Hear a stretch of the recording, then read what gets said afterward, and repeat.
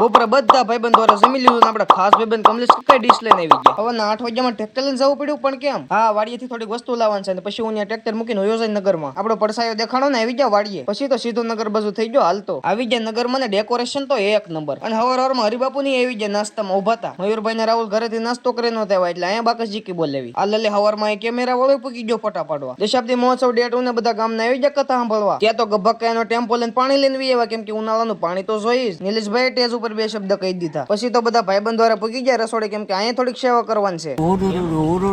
આપડે બધા ભાઈબંધો તો બેહી ગયા જમવાના. અરે હું બેહી ગયો. મારા ભાઈબંધ કમલેશ કાકા ભજીયા ડીશ ભરીને આવી ગયા ખાવા. બપોર પછી કથા થઈ શરૂ ને આપણે પણ થોડીક સેવા લઈને બેહી ગયા.